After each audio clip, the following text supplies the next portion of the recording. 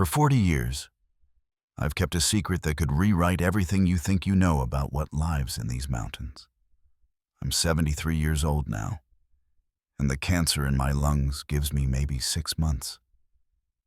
The doctors at Lutheran Hospital were real clear about that. Stage 4. Inoperable. So I'm breaking my silence, because the truth matters more than the threats, more than the men in dark suits who've been watching my mailbox since 1986, and more than whatever happens to me after I finish talking. My name is Thomas Edward Milliken. I was a third-generation corn and soybean farmer in Whitley County, Indiana. 540 acres, most of it good black soil, some of it worthless creek bottom that flooded every spring. Honest work. Church every Sunday at First Methodist in Columbia City, where I sang bass in the choir and taught Sunday school to the middle schoolers who didn't want to be there. I coached Little League for 12 years. I paid my taxes on time. I voted in every election since 1972, never missed one. But in November of 1985, I made a choice that turned me into a liar for 4 decades. I protected something, someone, that the government would kill to keep hidden. And 3 months ago, it came back to my property to warn me.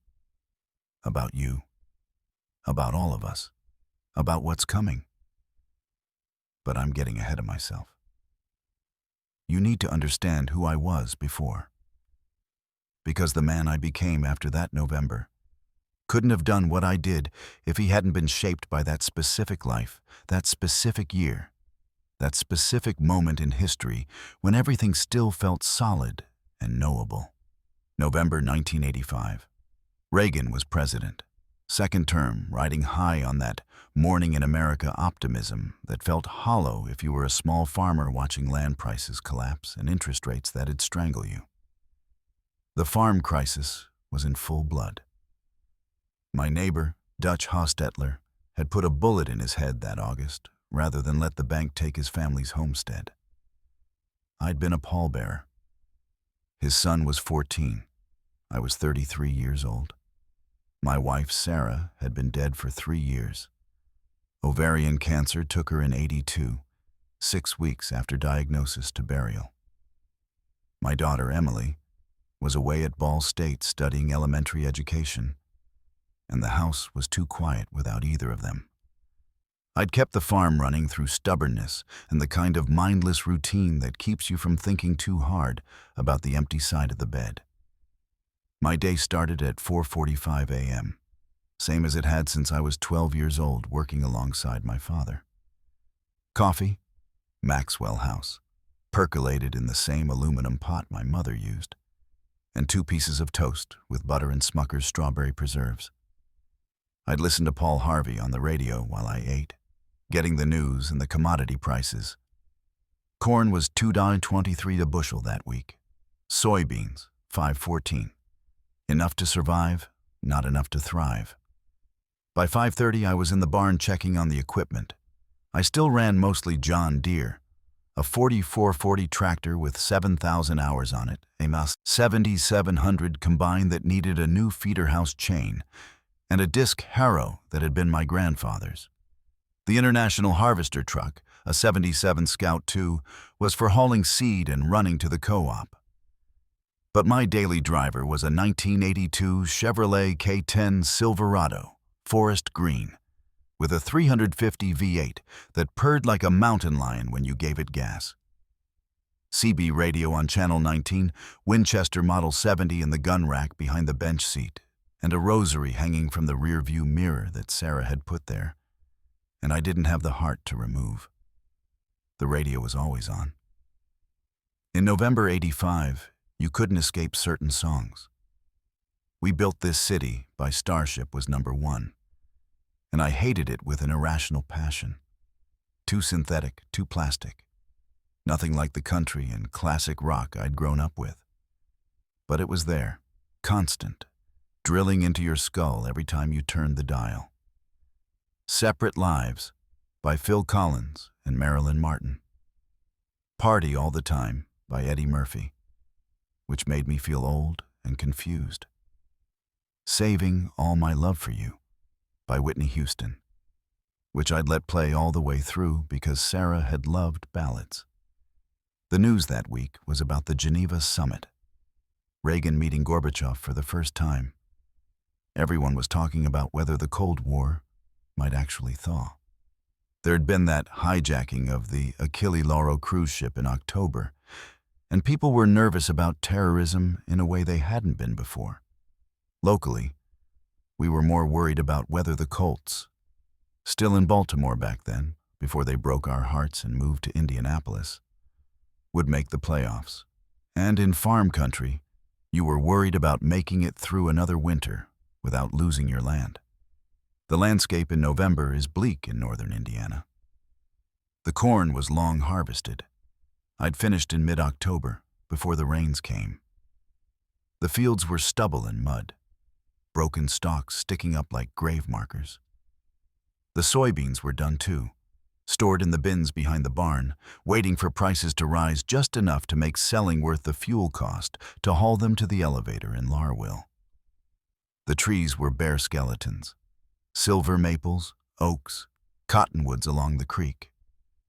The sky stayed gray for weeks at a time, that low, oppressive ceiling that made 4:30 p.m.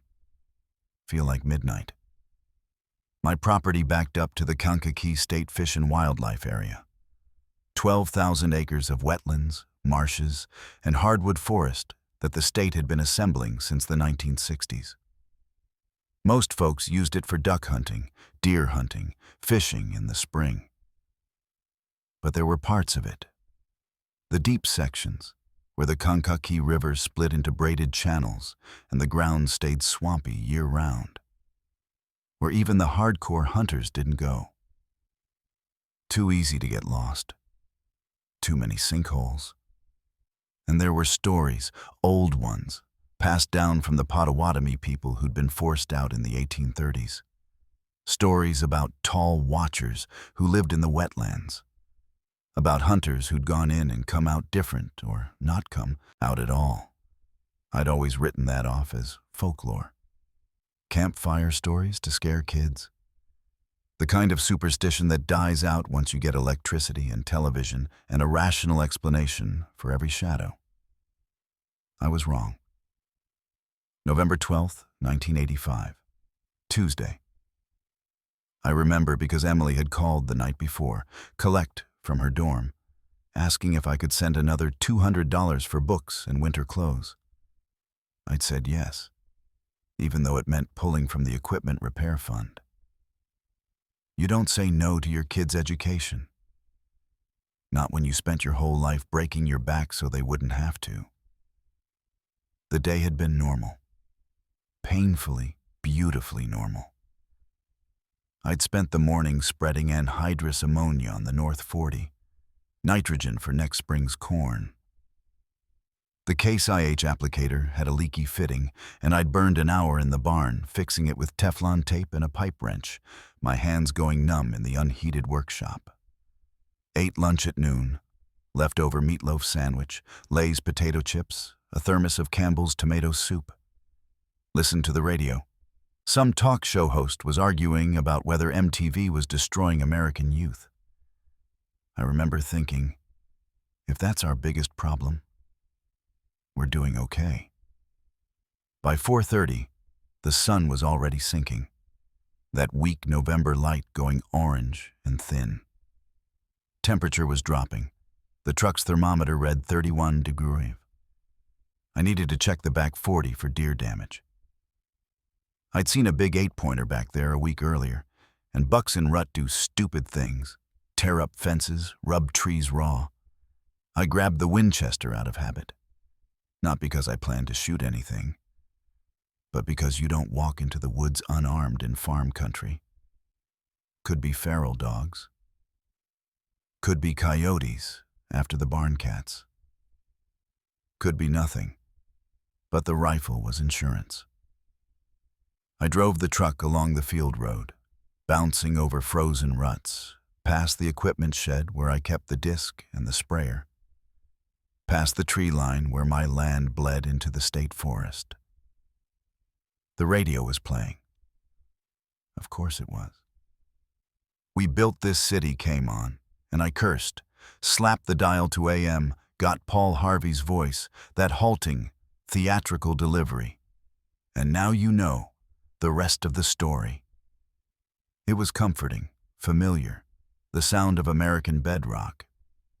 I parked near the shed, a Butler steel building, 30 at 40, where I stored things that didn't fit in the barn. Old machinery, spare parts, a workbench I never used anymore. The engine ticked as it cooled. I sat there for a moment, finishing the last of the coffee in my thermos, watching the light die behind the trees. Everything was normal. Everything was exactly as it should have been. And then the wind shifted, and I smelled it. The stench hit me like a physical force, so strong I actually recoiled, instinctively jerking my head back against the truck's bench seat.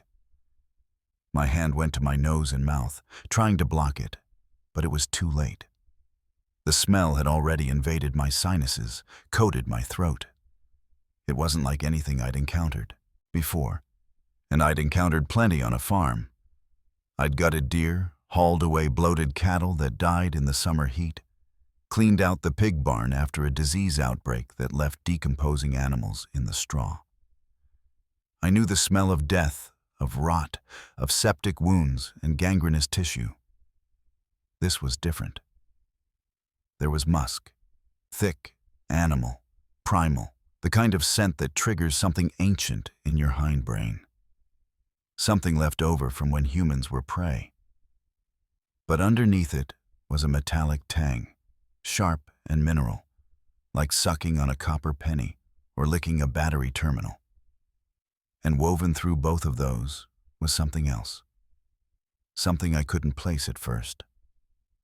Ozone. The electric smell you get right before a lightning strike, when the air itself feels charged and wrong. The combination made my stomach lurch. My eyes watered. I could taste it in the back of my throat.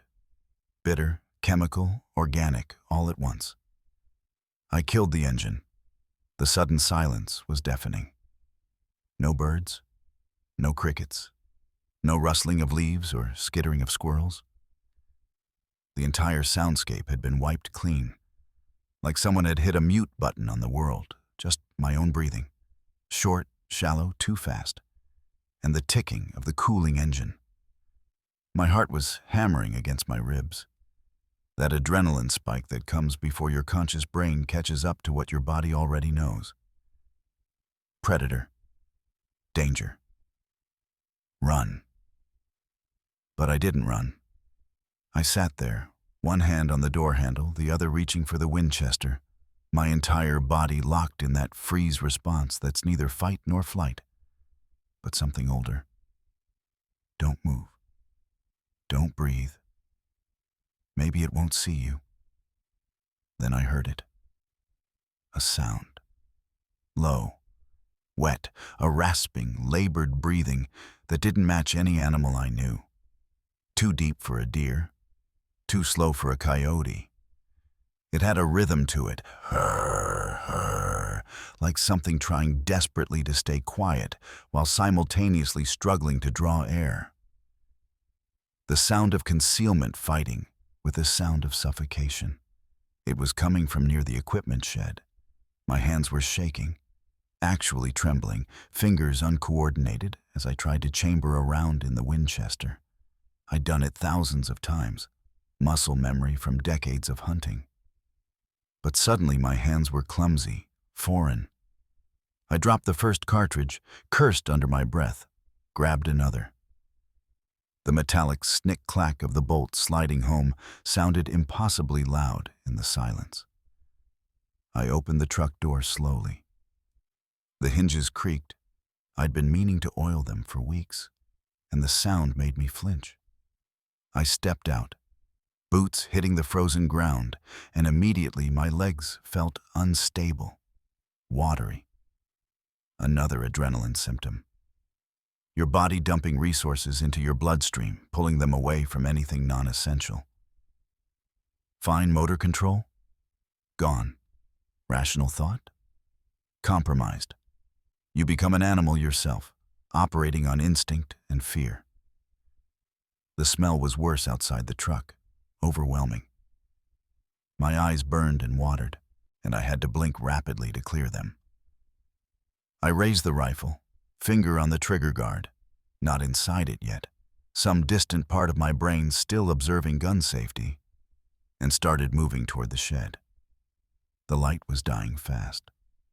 That brief window of dusk where everything goes gray and formless, where shadows deepen and your eyes play tricks. I could see my breath fogging in the cold air. Could see the dark outline of the shed, the hulking shape of my combine parked beside it. Could see blood, a trail of it, dark, almost black in the failing light, streaked across the frost-killed switchgrass. Not splatter, not drops, streaks. Like something had been dragged, or had dragged itself. Too much blood for a deer, way too much. My breathing was rapid now, borderline hyperventilating. I could hear my pulse in my ears. Thump, thump, thump, thump, and feel the cold sweat breaking out across my back, my palms. Every nerve in my body was screaming at me to get back in the truck, to drive away, to pretend I'd never seen this. But I didn't. Something, pride, stupidity, maybe just that farmer's instinct to protect your property, pushed me forward. I followed the blood trail. It led around the north side of the shed, into the deeper shadow cast by the building. The ground was churned up here, muddy and disturbed. More blood. A lot more. And then I saw it. My brain couldn't process it at first, refused to. It was too big, too wrong, occupying a space in reality that shouldn't exist. 8 feet tall, maybe more. Impossible to tell because it was slumped, half collapsed against the shed's steel wall, legs bent at angles that suggested it had simply given up trying to stand. Covered in hair. Thick, matted, dark auburn in color, almost brown-red where it wasn't soaked with blood. Long arms, proportionally too long, hanging limp, with hands that were... God, the hands. Too large, fingers too thick, but unmistakably shaped like hands. 5 digits. Opposable thumbs, not paws, not claws, hands. The left shoulder was destroyed. A wound the size of my fist, ragged and torn, meat and tissue visible beneath the matted hair. Blood, still wet, still fresh, dripping slowly onto the frozen ground. The creature, I didn't know what else to call it, had one massive hand pressed against the wound, fingers splayed, trying to staunch the flow. And it was breathing. That wet, rasping sound I'd heard. Its chest rose and fell, shuddered with effort. It was alive. Hurt. Dying, maybe.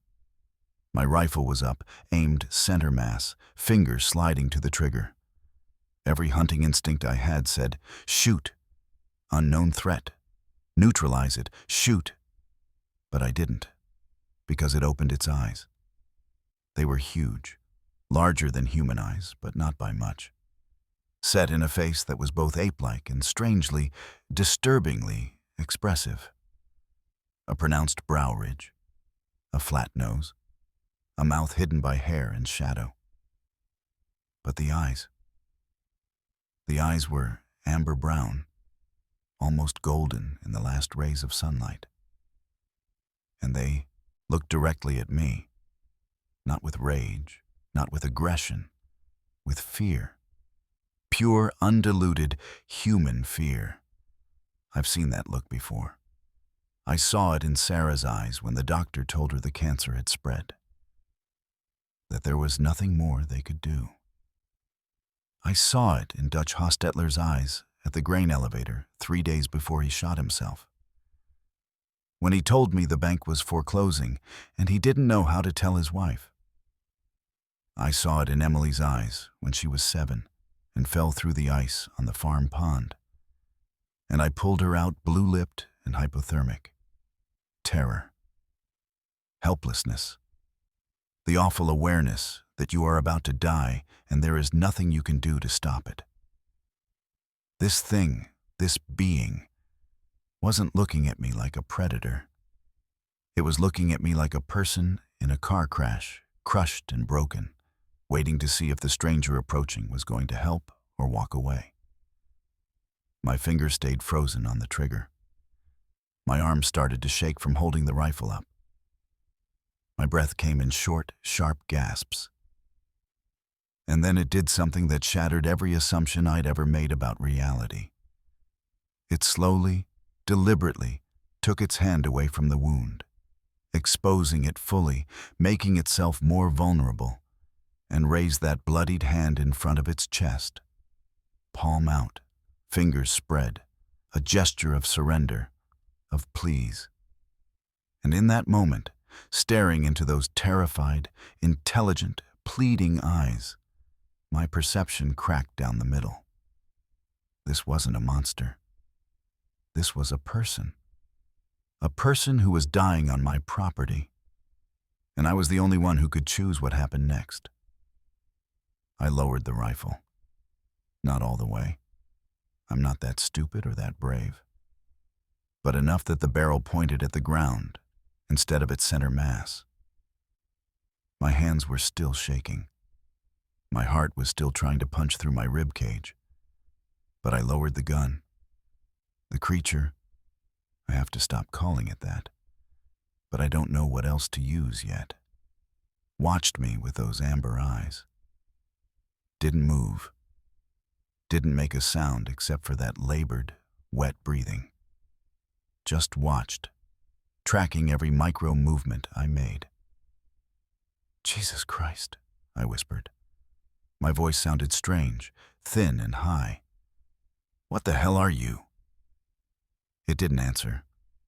Couldn't answer, I assumed, but its eyes shifted slightly, glancing down at the wound, then back to me. The message was clear. I'm hurt. I'm dying. You can see that. I should have run, should have gotten in the truck, driven to the sheriff's office, reported. What, a monster? Bigfoot? They'd have laughed me out of the building or locked me in a cell for a psych eval. Or I should have shot it. Ended it quickly. Put it out of its misery like I would a deer with a broken leg. But I couldn't do either. Because it wasn't acting like an animal. It was acting like a person who understood they were at my mercy. "Okay," I said, more to myself than to it. "Okay. Just don't move. Don't." I backed toward the truck, keeping the rifle pointed vaguely in its direction, not taking my eyes off it. It didn't follow, didn't lunge, just stayed slumped against the shed, that hand still raised slightly, palm out, in a gesture that I was increasingly certain was deliberate communication. I'm not a threat. I reached the truck, fumbled the door open, grabbed the first aid kit from behind the seat. It was a tackle box-sized container, green metal, filled with supplies I kept for farm accidents. Gauze rolls, medical tape, iodine, ace bandages. Not enough for a wound that size, but something. I also grabbed the Coleman rope from the truck bed, 1/4-inch nylon, 50 feet, and the Maglite flashlight because the sun was almost gone.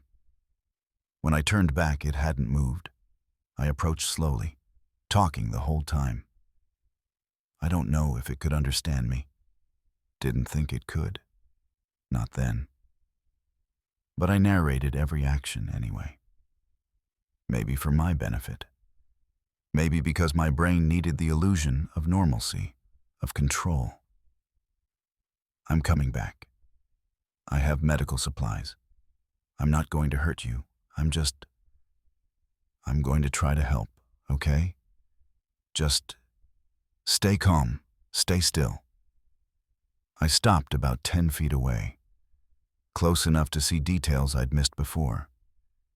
The hair wasn't uniform. It was layered, dense undercoat beneath longer guard hairs, built for insulation. The face, what I could see of it beneath the hair, had leathery skin, dark gray-brown, weathered. The wound was definitely a bullet hole. I'd seen enough of them during deer season. High caliber, clean entrance on the front of the shoulder, messy exit out the back, through and through, but it must have clipped something important because there was so much blood. "Someone shot you," I said quietly. Not a question, a statement. Someone hunted you, its eyes fixed on mine. And I swear, I saw understanding there. Not just animal recognition, comprehension. It knew what I was saying.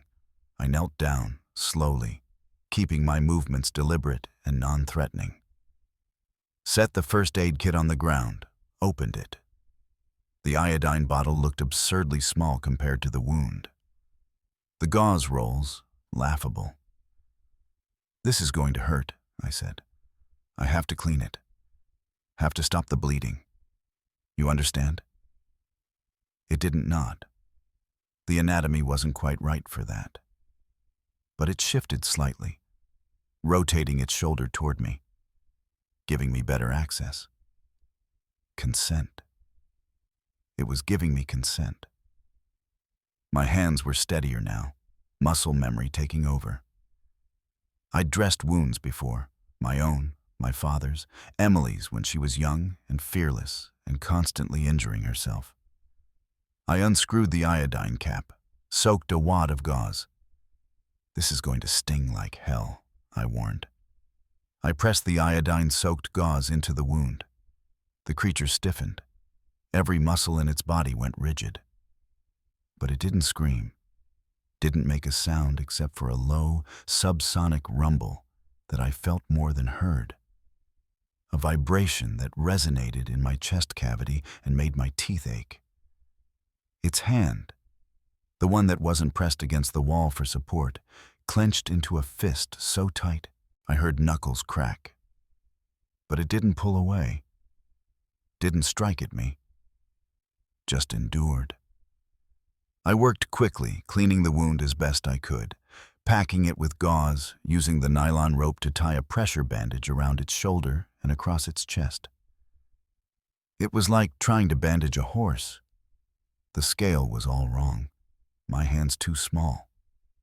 The materials inadequate. But I did what I could. The whole time it watched my face, not the wound, not my hands, my face, studying me with an intensity that was unsettling and strangely human. When I finished, I sat back on my heels, breathing hard.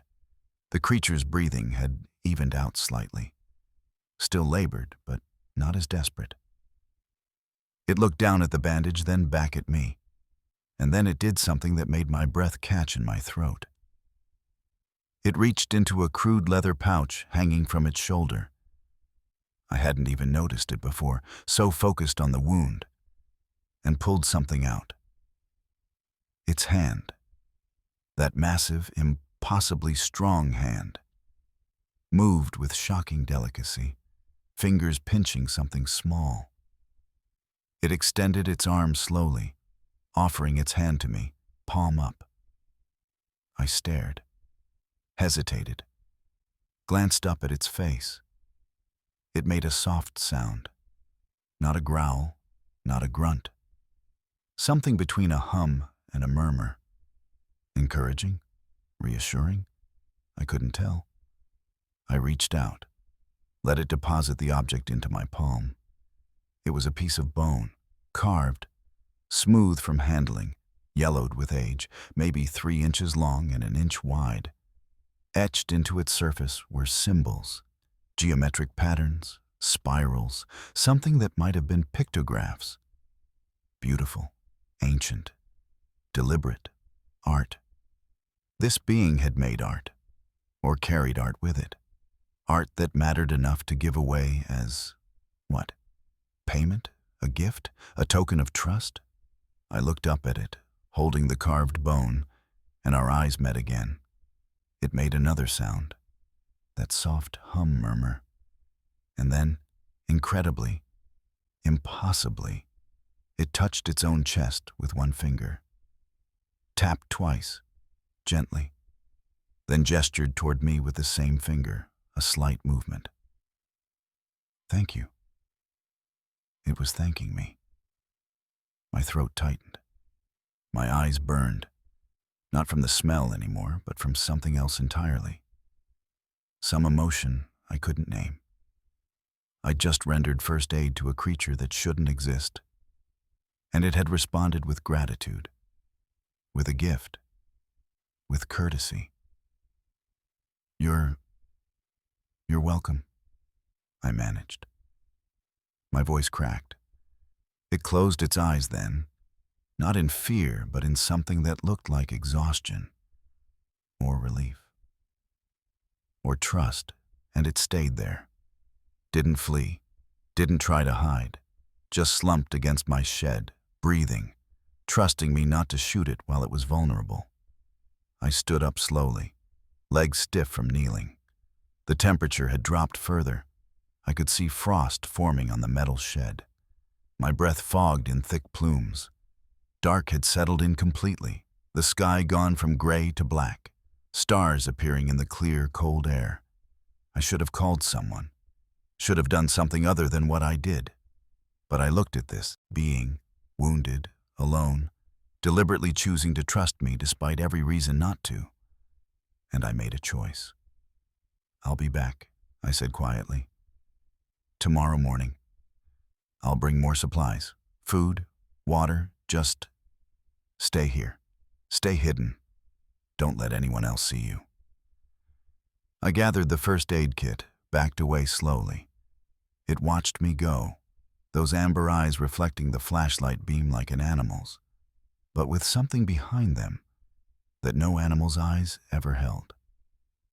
Awareness, intelligence, personhood.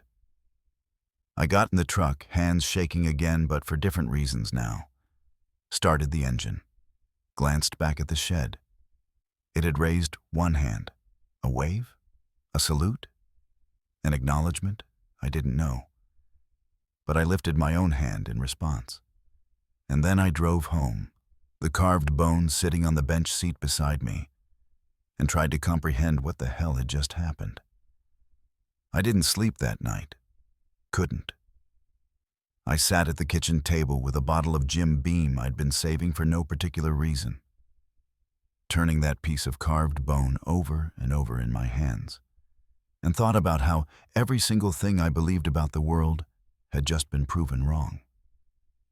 There were things in the forest, thinking things, people in ways that mattered, and one of them had just trusted me with its life. I came back at dawn. Couldn't help myself. Barely slept. Maybe an hour in the recliner, the carved bone clutched in my hand like a talisman. Every time I closed my eyes, I saw those amber eyes staring back at me, felt that subsonic rumble in my chest. By 5:30 a.m., I gave up pretending I'd rest. I packed a cooler with food, leftover venison stew in a Tupperware container, a loaf of bread, a jar of peanut butter, 3 apples, a gallon jug of water. Grabbed extra gauze and medical tape from the bathroom cabinet. Threw in a wool blanket from the hall closet. Loaded it all in the truck and drove out to the back 40 as the sky shifted from black to deep blue to that pale gray that comes before true sunrise. The temperature had dropped overnight, 24 degrees according to the truck's gauge.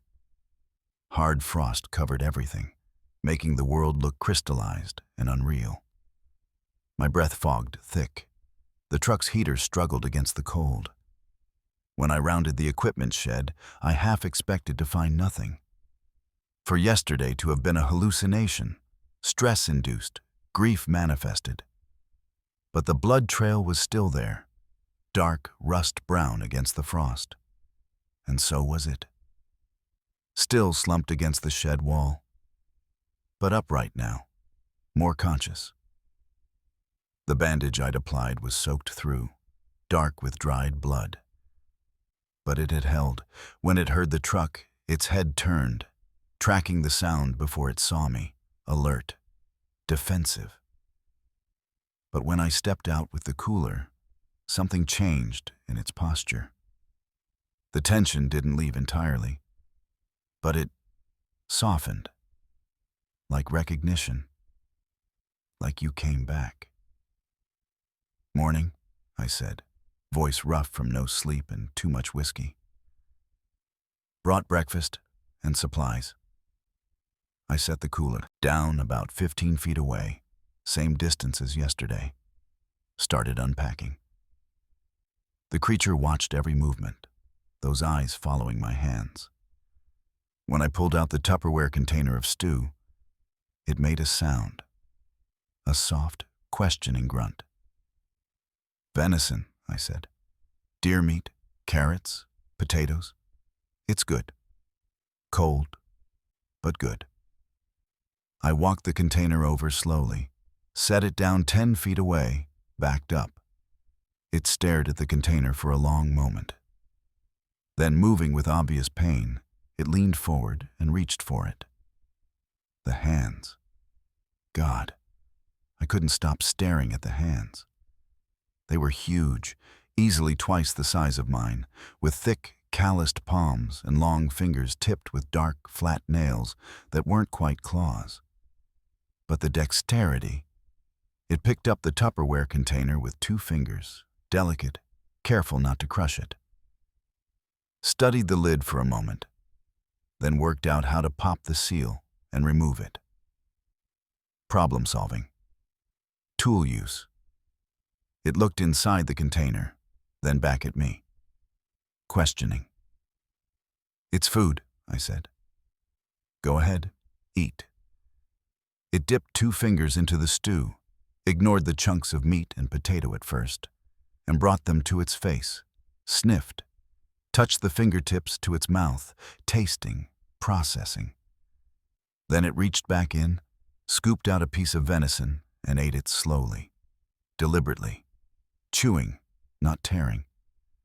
When it finished, it pushed the empty container back toward me, just like I'd seen dogs do with food bowls. But the gesture was unmistakably human. Courteous. "Thank you. I'm done." And then it did something that froze me in place. It tapped its chest twice, the same gesture from yesterday. Then it raised one massive hand and with clear effort, touched its palm to its forehead, then extended the hand toward me. A salute? No. Something else. Something formal. Respect. "You're welcome," I managed. This became our routine. 3 weeks. Every dawn and dusk, I'd come with food, more stew, sandwiches, canned soup heated on my kitchen stove, and brought in a thermos, apples, carrots, once an entire rotisserie chicken from the grocery store in Columbia City.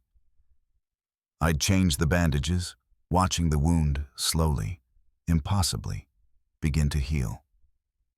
Not fast, not Hollywood regeneration, but steadily. The ragged edges knitted together. The bleeding stopped. The creature's breathing improved, deepened, and I watched it learn. It started mimicking my gestures. When I'd point at something, it would point too, testing the motion.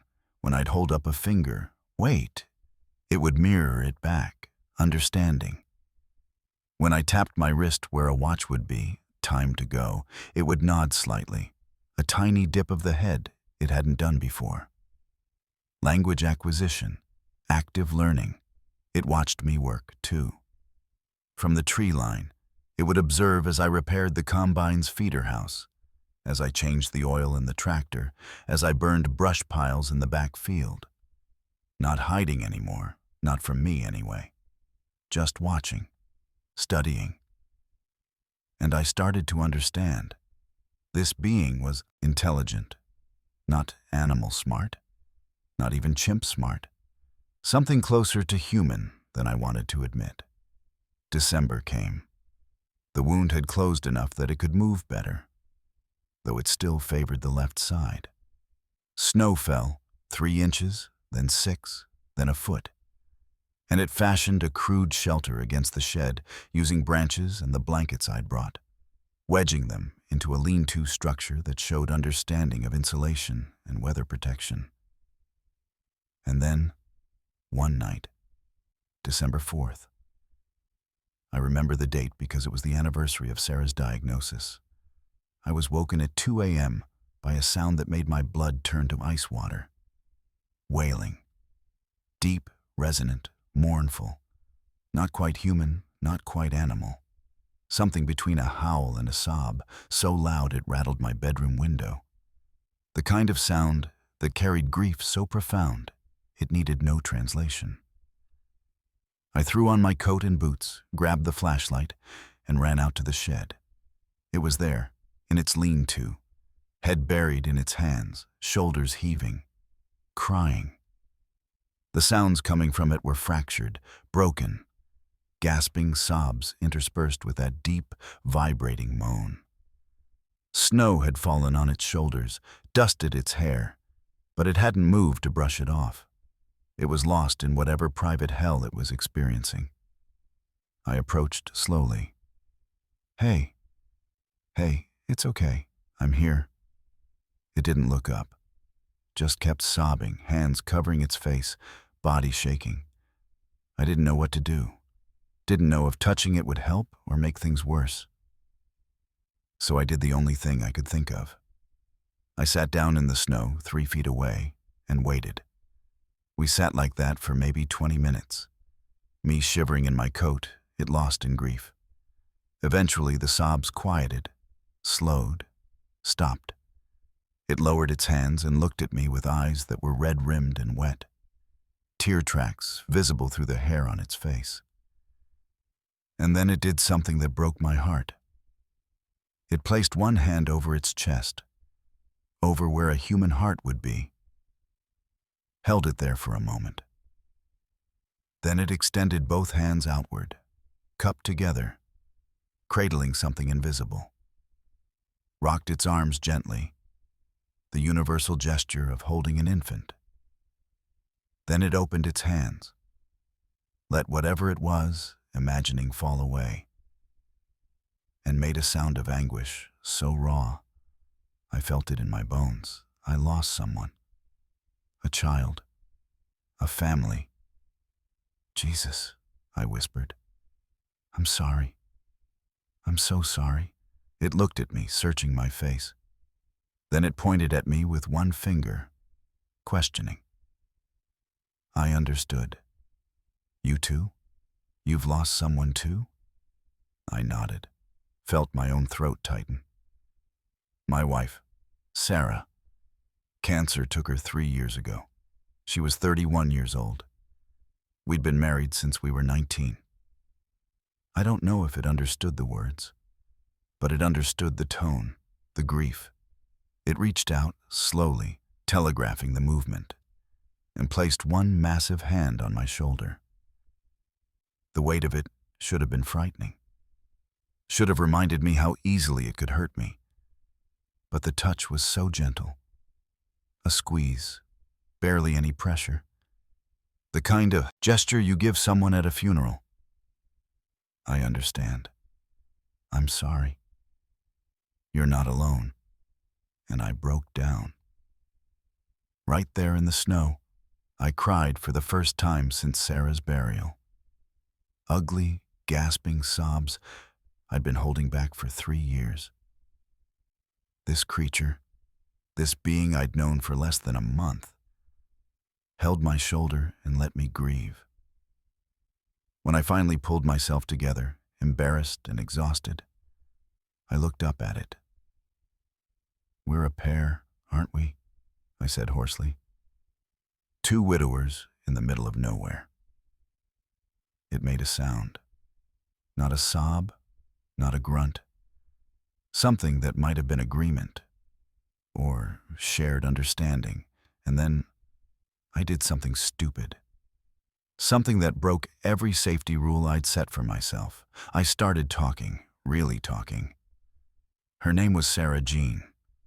She taught second grade at Columbia City Elementary. Loved reading, always had a book in her hands. We met at a church picnic when I was 19 and she was 17, and I knew within 5 minutes I'd marry her. Took me 3 months to work up the courage to ask her out. But she said yes, and we were married a year later. Had Emily 2 years after that. I talked about the farm, about my father, who died of a heart attack in 1980 while repairing a grain auger. About Emily, who'd called yesterday asking about Christmas break. About Dutch Hostetler and the foreclosures, about how alone I felt in the too quiet house. And it listened. Tilted its head, eyes focused on my face, occasionally making soft sounds that felt like encouragement. Like, go on. I'm here. When I finally ran out of words, exhausted and raw, I looked at it and said, I don't even know what you are, what to call you, if you have a name. It was silent for a long moment. Then it raised one hand and tapped its chest, opened its mouth. I saw teeth, flat molars, canines that were pronounced but not fangs, and made a sound, her-ah. Not a growl, a word, or a name. Something guttural, but intentional. I tried to repeat it. Her-ah. It nodded. The gesture was more pronounced now, more human, yes. Okay. Hra. I touched my own chest. Thomas, Tom. It repeated it back, the sounds mangled by a throat not built for English phonemes. Ta-ms. And just like that, we weren't creature and human anymore. We were Hurrah and Tom, people who'd shared grief and given each other names. The breakthrough came 3 weeks later, January 6th, 1986. I'd been teaching it, unconsciously at first, then deliberately, about tools, about how things worked. It had shown fascination with a socket wrench I'd used to repair the combine, how the ratcheting mechanism functioned. So I'd brought out my toolbox, shown it different wrenches, sockets, screwdrivers, demonstrated how they worked. It learned fast, scary fast, understood leverage, torque, mechanical advantage within minutes of observation. Could use the tools with those massive hands, adapting grip to accommodate the size difference. I was showing it how to loosen a rusted bolt on an old harrow blade, demonstrating the technique, the angle, the pressure needed. It took the wrench from me, studied it, positioned it correctly, and applied force. The bolt broke free. It looked at the wrench, then at me, and said, in a voice like gravel scraped across concrete, "Lever. Mechanical advantage." I dropped the bolt, actually staggered backward, heart hammering. You can talk?" It set the wrench down carefully, looked at me with what I was learning to recognize as apprehension, then nodded slowly. "Yes. Can speak many words." The voice was labored, each syllable an effort, but unmistakably language, unmistakably English. "How long?" My voice was shaking. "How long have you been able to speak?" "Always, listening to you, to others. Long time." "Why didn't you—" I couldn't finish the sentence. My entire worldview was reshaping itself in real time. "Fear," it said simply. "If speak, you know. I am like you, not animal. Person, harder to kill. Person." The logic was brutal and perfect. As long as I thought it was an animal, I might have mercy killed it. But a person changed everything. "Jesus Christ," I whispered. "What are you? Where did you come from?" It was quiet for a long moment. Then it gestured to the ground, traced a large circle in the snow with one finger. Here, it said. Before you, always here. How long? Thousands of years. We were first people. Before your people. I sat down hard on a hay bale, legs giving out. There are more of you? Fewer, now. Many killed, long ago, when your people came across ocean.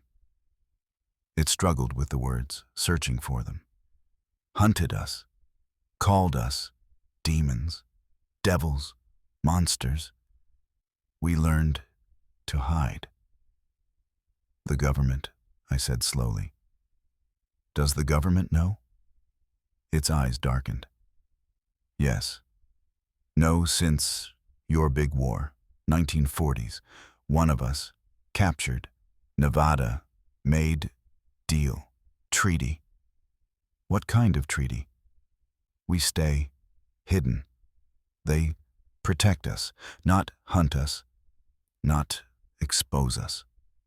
It paused.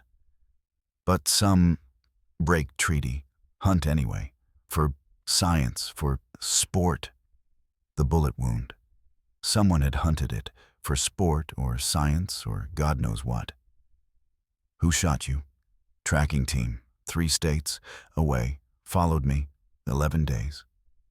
I ran. It touched its shoulder, where the wound had healed to an angry red scar beneath the hair. They have new tools, machines, see heat, see through trees. Getting harder to hide. What do they do with the ones they catch? It looked at me for a long time before answering. Never see them again. Buildings, underground, Oregon, Nevada. My people, go in, never come out. Black sites, government facilities, dissection tables and specimen jars and classified research projects with budgets hidden in defense spending. That's why you can't go to a hospital, I said, understanding crystallizing. Why you couldn't risk exposure.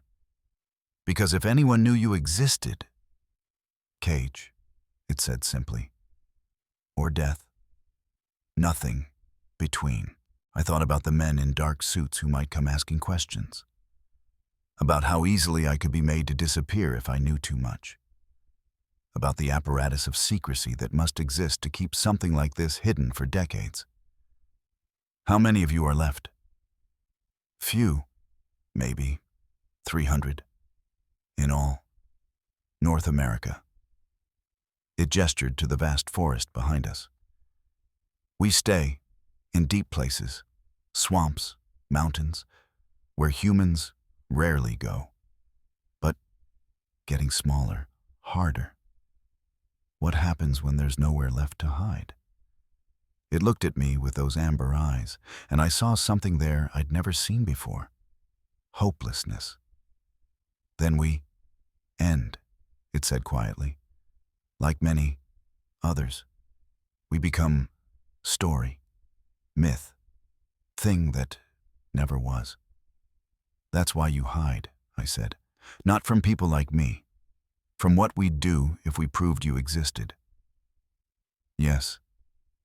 Your people need to control, to own, to understand. Cannot let mystery exist. We are mystery, so we must not exist. The weight of it settled over me like concrete. This being, this person, belonged to a species that had survived for millennia by becoming invisible, by erasing themselves from human consciousness, by choosing extinction over discovery. The technology, I said. You mentioned they can see heat now, through trees. Getting better every year. More satellites, more drones, more cameras. It looked up at the sky, at the bare branches of trees silhouetted against the gray winter clouds. Soon, nowhere to hide. Maybe 10 years, 20. Then they find all of us. And when they do? Depends. If your people, good? Maybe protect, make us zoo animals. Study us, keep us alive, but not free. It paused. If your people, afraid? If your leaders, worried we know too much? They'd kill you, I finished. Wipe you out. We have seen much, know much, about your history, about what is buried in your earth, in your past. Its voice dropped lower. Truths your leaders do not want known. What truths? It shook its head. Not for me to say, not my story, but we are witnesses. We remember what your people forgot or chose to forget. That is dangerous to those who control the story. I sat there in the cold barn, processing this. A species of intelligent beings, driven to the edge of extinction, hiding in the last wild places, knowing that their time was running out. And if they were discovered, when they were discovered, powerful people would have to decide whether truth mattered more than control. Why are you telling me this? I asked. Why trust me? Because you chose, it said simply. When you found me, you chose. Could have killed. Could have called authorities. Could have walked away. But you chose to help, to see me as person. It reached out, placed a hand on my shoulder. You are kin, pack brother. I trust you. Pack brother, the word hit me harder than it should have. I won't tell anyone, I said. I swear. Whatever secret this is, I'll keep it. Thank you, it said. And then, haltingly, it added, Tom Mas. We sat in silence for a while, two beings from different species, sharing the weight of a truth too heavy for one person to carry alone. The helicopters came on February 14th, Valentine's Day. I remember because I'd been planning to visit Sarah's grave, like I did every year. And I was in the barn loading flowers into the truck when I heard them. Two Hueys flying low, maybe 500 feet, in a grid pattern over the state forest. Military style, matte green, no markings I could see. The sound was unmistakable, that whoop whoop whoop of rotors that you never forget once you've heard it up close. They circled for over an hour, systematic, thorough, overlapping their search pattern. I found Hurrah pressed against the back wall of the equipment shed, hidden behind the combine, body rigid with tension. They are searching, it said quietly. For me? Or others? How do you know? Pattern, technology. It pointed upward. Heat sensors, infrared, can see through trees, through metal. Can they see you now? If they look close, maybe. Its eyes were fixed on the sky, tracking the sound. I am too warm, too large. Computer will flag. If they check. But they didn't. The helicopters moved on after an hour, heading south. Hurrah didn't relax. They are close, it said. Too close. 3 days later, two men showed up at Henderson's Feed and Seed Co-op in Columbia City. Bill Henderson told me about it when I stopped in for corn seed. Weird fellas, Bill said, leaning on the counter. Dark suits, sunglasses indoors, government haircuts. Said they were from the Department of Agriculture, asking about livestock predation. But Tom, they were asking strange questions. Like what? Like, had anyone reported unusual tracks? Big ones? Bipedal? Had anyone seen large wildlife that didn't match known species? Had anyone living near the state forest reported? I don't know. Weird sounds? Missing supplies? They had a map asking about specific properties bordering the wildlife area. My stomach dropped. What did you tell them? Nothing. Told them we get coyotes, deer, occasional bear. That's it. Bill frowned. But they lingered on your property, Tom. Asked if you'd reported anything. I said no. Said you keep to yourself mostly. Why would the USDA care about your land specifically? Don't know, I lied. Probably routine. But it wasn't routine, and I knew it. February 20th. I was burning trash barrels behind the barn, old tax documents, newspapers, cardboard boxes, when a black Chevrolet Suburban pulled into my driveway. Slow, deliberate. The kind of vehicle that announces itself. 2 men got out. Early 40s, athletic builds, buzz cuts going gray at the temples. One wore Oakley sunglasses despite the overcast sky. The other had a clipboard. Both wore dark jackets with subtle bulges under the left arm. Armed. Thomas Milliken? The one with the clipboard called out. That's me. I stayed by the burn barrel, hands visible, casual. Help you? They approached, boots crunching on gravel. I'm Agent Patterson. This is Agent Reeves, USDA Wildlife Services. We're investigating reports of predator activity in the area.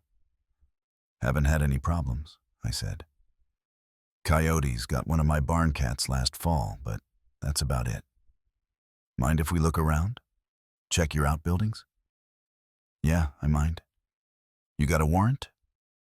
Patterson's smile didn't reach his eyes. We're not law enforcement, Mr. Milliken.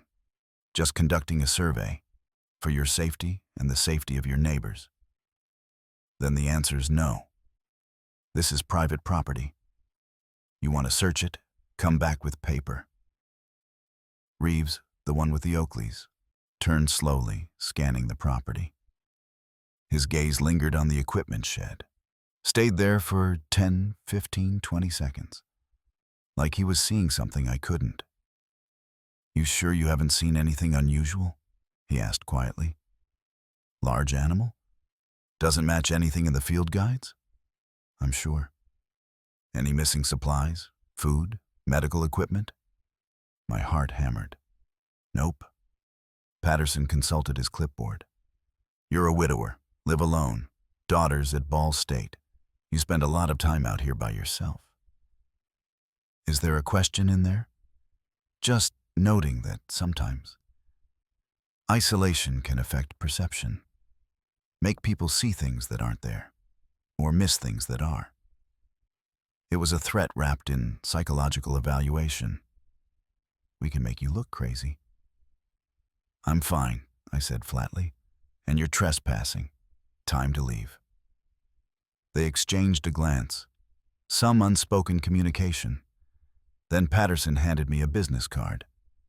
If you see anything at all, give us a call, day or night. They left, but as the Suburban pulled away, Reeves was staring at the shed through the side mirror. Staring like a man who knew exactly what he was looking for and was certain he'd find it eventually. That night, Hurrah spoke faster than I'd ever heard. They know. Not certain, but suspicious. I bring danger to you. I must leave. No, we can be more careful, hide better. Tom must listen. It gripped my shoulders, gentle but firm. You do not understand. These men, they will not stop. They will take your land, your freedom, make you disappear. This is how they operate. I have seen before. I don't care. You're not leaving. I must. To protect you. Its eyes were intense, desperate. You are kin, pack brother. I will not let them hurt you because of me. Then let me. I can call someone, a lawyer, the media, someone who can... No. The word was sharp, commanding. That is death. For me, for you. If you expose, they will silence. Both of us. You become loose end. I knew it was right. Knew that whatever apparatus kept this secret wouldn't hesitate to eliminate threats. But the injustice of it, the sheer wrongness, made me want to rage. What do I do? I asked, quietly. Forget. Say nothing. Live your life. Protect your daughter. Let me go. Where will you go? North. Canada. Cold places. Where fewer humans. Where my people have routes, tunnels, hidden places. It paused. If I survive, I will remember. You saved my life, gave me time. That is gift, more than most humans give. This isn't fair, I whispered. No, but it is real. It released my shoulders. At dawn, I leave. Do not follow, do not look. Forget you, saw me. I can't forget you. It touched my face with one massive hand, cupping my jaw with shocking gentleness. Then remember, as friend. Not as secret, not as burden. Remember, we spoke, we grieved, we were pack. March 1st, 1986, 4:13 a.m. I walked it to the northern edge of my property where the trees thicken into marsh and visibility drops to nothing. Frost covered everything, the world locked in pre-dawn blue. Our breath fogged together. It carried nothing but the leather pouch. Traveled light. Traveled alone. At the tree line, it turned back, placed both hands on my shoulders. That gesture I'd come to recognize as profound respect. Pressed its forehead to mine.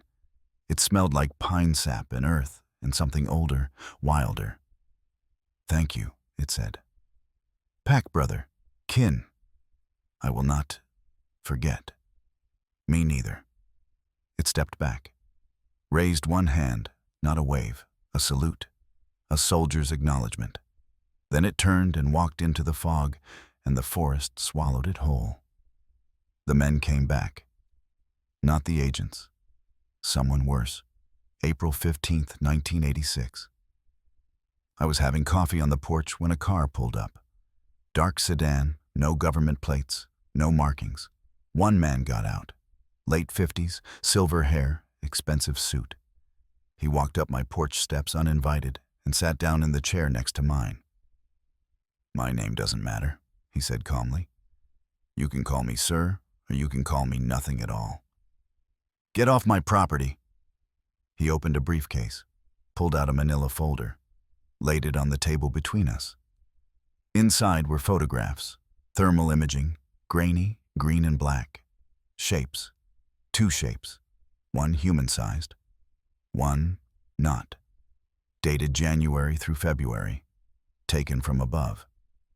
We know what you helped, the man said quietly. We know it was here for approximately 90 days.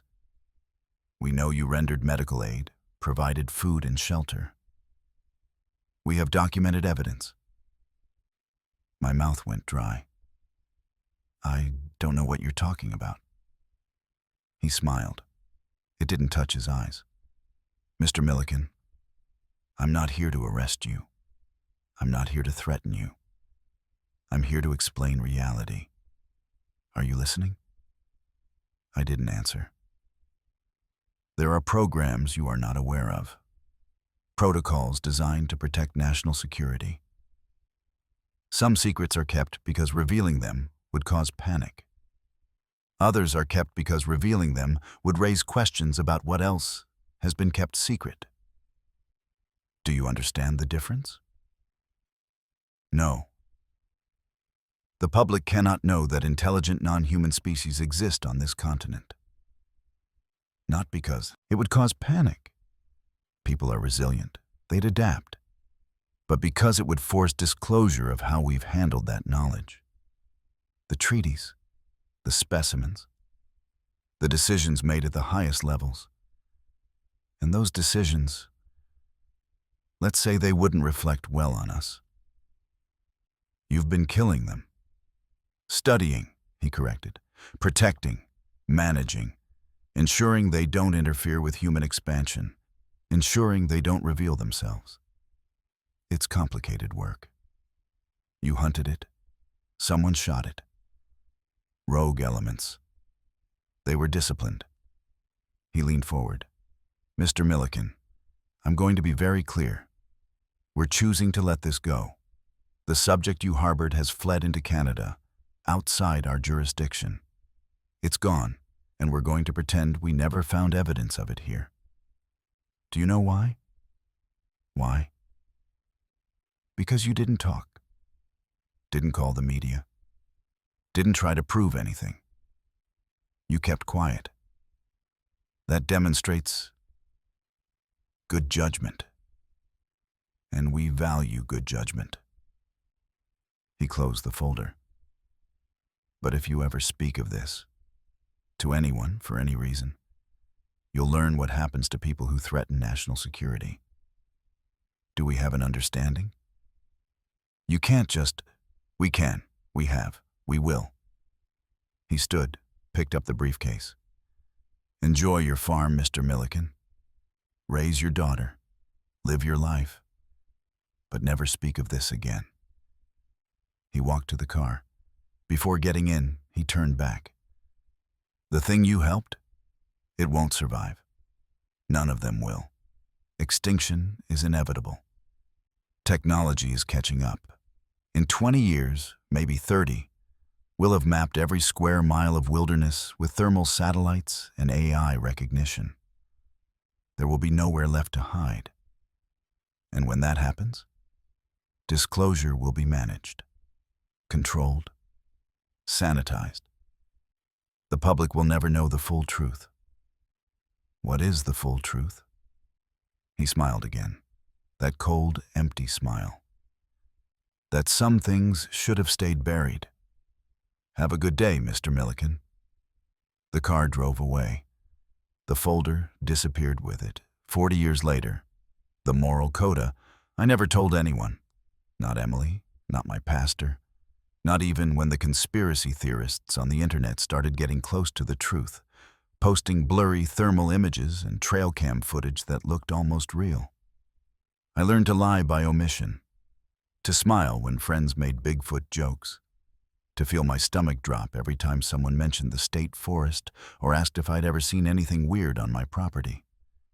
The secret became a second skin, a thing I wore every day, heavy and invisible. And I convinced myself I'd never see Hurrah again. That it had died in some Canadian forest, or been caught by another team, or simply faded into the nothing that awaits all endangered species. But then, 3 months ago, September 2024, 38 years after it walked into that fog, I smelled it again. I was on my porch at dusk. The same porch, though the house is smaller now. Sold off most of the land to pay for Emily's kids' college. The stroke last year left me weaker, slower. Cancer diagnosis came in August. Stage 4 lung cancer, inoperable, metastatic. 6 months, they said, maybe less. And I smelled musk and ozone. It emerged from the tree line. Older, grayer around the muzzle and temples, like a silver fox. Limping on the left leg, old injury, maybe from that original wound. But it was him. I knew by the eyes, by the way it moved, by the way it stopped 10 feet from the porch and spoke. Tom Mess, pack brother, I return. To warn. My voice broke. Hurrah! Jesus, you're alive. Barely. Many, not so lucky. It approached slowly, climbed the porch steps with effort, sat in the chair across from me, the same chair the silver-haired man had sat in decades ago. The irony wasn't lost on me. How many are left? Fewer. 90, maybe. In all, North America. Technology came, as predicted. Satellites, drones, AI. No place to hide. I'm sorry. Not your fault. Inevitable. It looked at me with those amber eyes, now dimmed with age. I come to warn about what is coming. What's coming? Disclosure. Your government's preparing.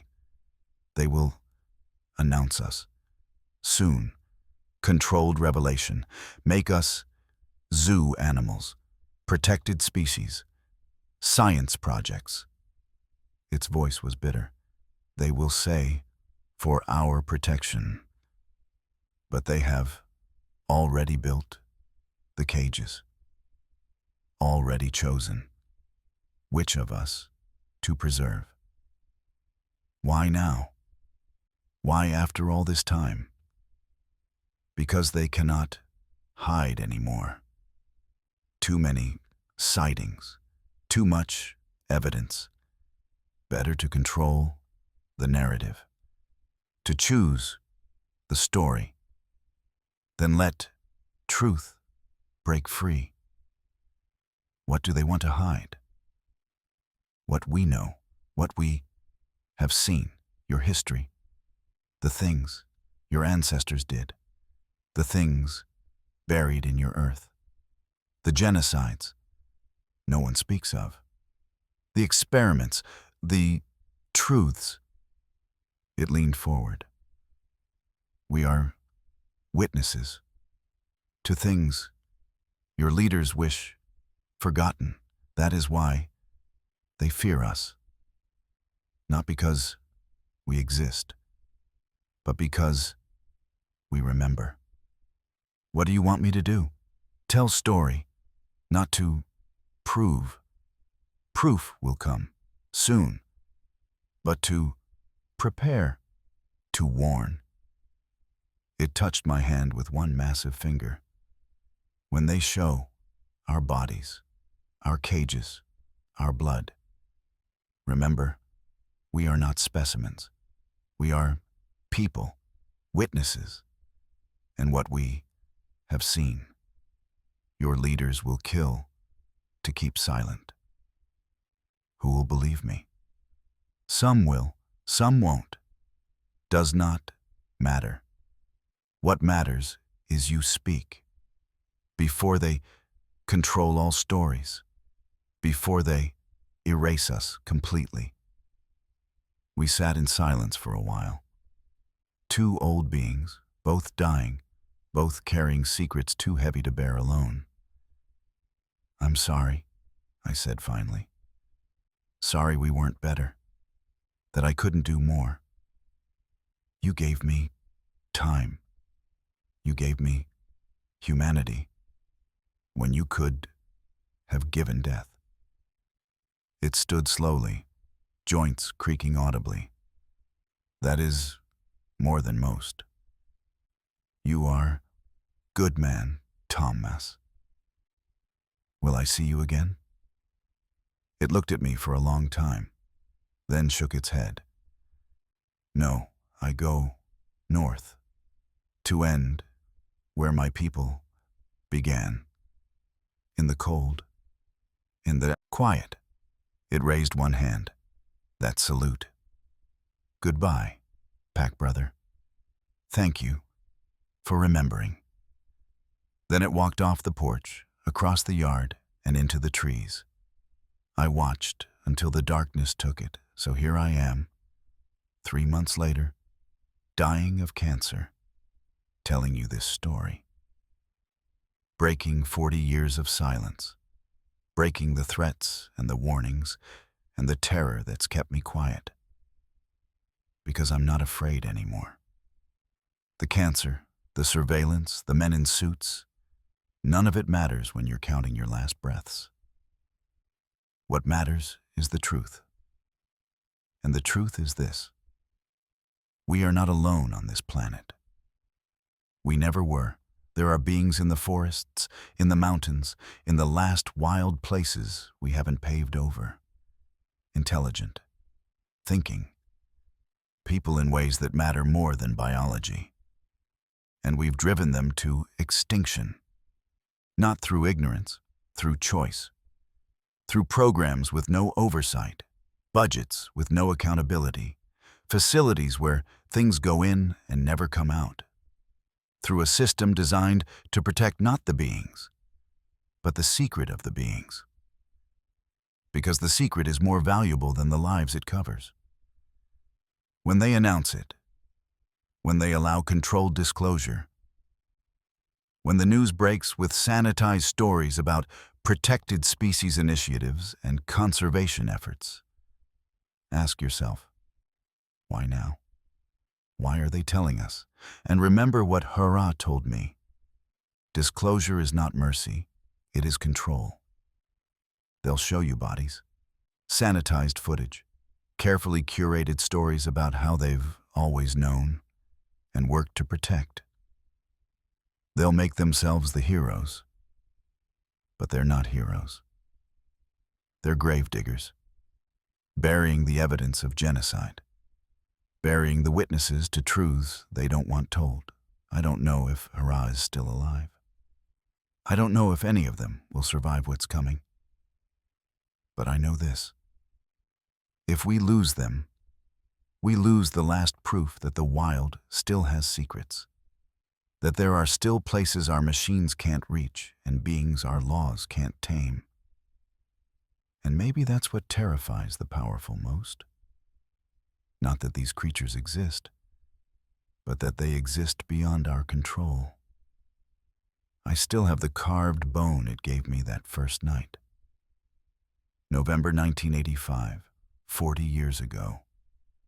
I keep it in my pocket now, touch it sometimes, like a rosary. When they bury me, 6 weeks, maybe less, it'll be in my hand, a reminder that I kept faith with someone who trusted me when trust was the most dangerous thing they could give. If there's anything after this, if Sarah's waiting, if there's justice somewhere in the universe, I hope I see Hurrah again. Hope I can say I'm sorry, that I tried, that I finally told the truth, even though it was too late. They're watching me even now. I can feel it.